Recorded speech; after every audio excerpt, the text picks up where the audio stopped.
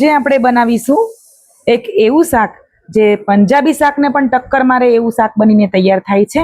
તો આજે આપણે બનાવીશું સૂકા વટાણાનું શાક. આ વટાણાથી આપણે રગડો બનાવીએ છીએ, પકોડીનો, આની રગડા ચાટ બનાવીએ છીએ. પણ શું તમે ક્યારે આ રીતે શાક બનાવ્યું છે? તો વિડીયોને પૂરો જોજો, તો ખૂબ જ મજા આવશે અને રેસીપી ખૂબ સરસ બનીને તૈયાર થાય છે. તો અહીંયા મેં 1 કપ વટાણાને રાત્રે પાણીમાં પલાળી દીધા હતા અને એક આપણે બટાકું લેવાનું છે. જે પ્રમાણે બનાવવું હોય એ પ્રમાણે લઈ લેવાનું. અહીંયા મોટું બટાકું છે, તમારી પાસે નાની સાઈઝના હોય તો તમે 2-3 લઈ શકો છો. તો અહીંયા વટાણાને આપણે બટાકા સાથે મિક્સ બાફી લેવાના છે.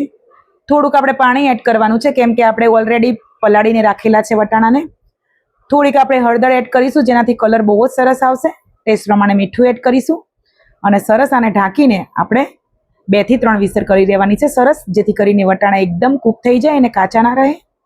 તો વટાણાને આપણે કૂક કરવા મૂકી દઈશું. અહીંયા આપણે ગ્રેવી માટે 1 ડુંગળી લીધી છે મીડિયમ સાઇઝની, લસણ, આદુ અને મરચાં, અને 2 મોટી સાઇઝના ટમેટા લીધા છે. અહીંયા બધી જ વસ્તુને એક સાથે આપણે અલગ અલગ પીસવાની કોઈ જરૂર નથી, કોઈ ઝંઝટ કરવાની જરૂર નથી. અહીંયા આપણે એક જ સાથે બધું પીસીને અહીંયા રેડી કરી લેવાનું છે. જરૂર હોય તો થોડુંક પાણી એડ કરી શકો છો તમે અહીંયા. તો જુઓ, સરસ મજાની આ ટાઈપની ગ્રેવી બનાવીને તૈયાર કરી લેવાની છે. ગ્રેવીના સાઈડમાં મૂકી દઈશું. ત્યાં સુધી આપણે વટાણા અને બટાકા સરસ, તમે જુઓ એકદમ સરસ કૂક થઈ ગયા છે. જુઓ આ ટાઈપના એકદમ સરસ કલર આવ્યો છે. જો આપણે હળદર એડ કરી હતી તો કેટલો સરસ કલર આવ્યો છે. તો હવે આપણે એને વઘારીશું. તો અહીંયા ફ્રાય પેન મૂકીશું. જરૂરિયાત પ્રમાણે આપણે ઓઇલ એડ કરીશું. ઓઇલ ગરમ થાય એટલે જીરું એડ કરીશું. જીરું ક્રેકલ થાય પછી 2 લાલ સૂકા મરચાં એડ કરીશું અને અડધી ચપટી જેવી હિંગ એડ કરીશું. આપણે જે ડુંગળી ટામેટાની મિક્સ ગ્રેવી બનાવી હતી એ પણ એડ કરીને સરસ આપણે કૂક થવા દઈશું. અહીંયા ટેસ્ટ પ્રમાણે થોડુંક આપણે અત્યારે મીઠું એડ કરવાનું છે, આપણા ટામેટા ઝડપથી કૂક થઈ જાય એના માટે. તો અહીંયા તમે જુઓ, સરસ આપણા ટામેટા કૂક થઈ ગયા છે ને ઓઇલ બધું છૂટું પડી ગયું છે, એટલે કે આપણા ટામેટાની ગ્રેવી સરસ અહીંયા કૂક થઈ ગઈ છે. તો અહીંયા આપણે સૂકા મસાલા એડ કરી લઈશું. મસાલામાં અડધી ચમચી જેવી હળદર એડ કરીશું, 1 મોટી ચમચી આપણે લાલ મરચું એડ કરીશું, 1 અડધી ચમચી જેટલું આપણે ધાણા જીરું એડ કરીશું. મસાલા અહીંયા તમારે તમારા ટેસ્ટ પ્રમાણે એડ કરવાના છે. મસાલા આપણા અહીંયા બેઝિક જ છે, જે આપણે રનિંગમાં યુઝ કરતા હોઈએ છીએ. કંઈ ખાસ મસાલા નથી. પણ એકવાર તમે જો આ શાક આ રીતે બનાવીને તૈયાર કરશો ને, તો રેસ્ટોરન્ટના શાક તો તમે ભૂલી જ જવાના છો અને પંજાબી શાકને પણ તમે ભૂલી જશો. તો અહીંયા 2 થી 4 ચમચી જેવું મેં અહીંયા દહીં લીધું છે.